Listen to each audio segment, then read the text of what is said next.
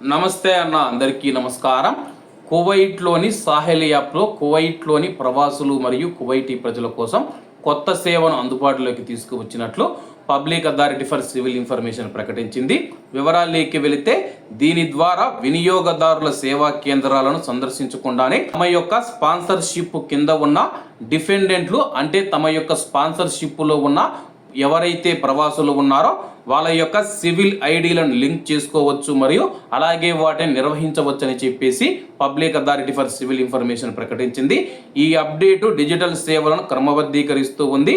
అలాగే స్పాన్సర్షిప్ కింద defendant రికార్డులకు sponsor ఎవరైతే ఉన్నారో అతడు ఎప్పుడు అవసరమైతే అప్పుడు చెక్ చేసుకోవచ్చని చెప్పేసి కువైట్లో డిజిటల్ పరివర్తనను మరింత ముందుకు తీసుకువెళ్ళడానికి ఈ నిర్ణయం తీసుకున్నారు. అలాగే వినియోగదారులు ఇప్పుడు సాహెల్ యాప్ ద్వారా తమ స్పాన్సర్షిప్ కింద ఉన్న డిఫెండెంట్ల సివిల్ డేటా ఐడిని లింక్ చేసుకోవచ్చు.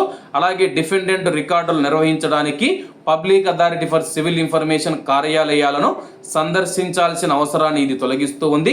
తద్వారా డిజిటల్ సేవల సామర్థ్యాన్ని మెరుగుపరుస్తూ ఉంది.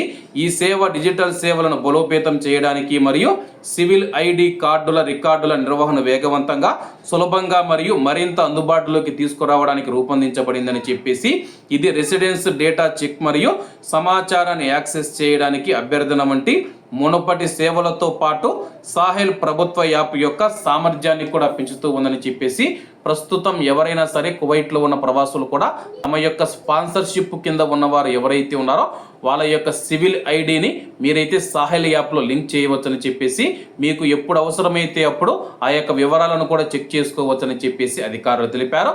కాబట్టి అందరూ బాగుండాలి, అందులో మనం ఉండాలి. అందరికీ నమస్తే అన్న, జై హింద్.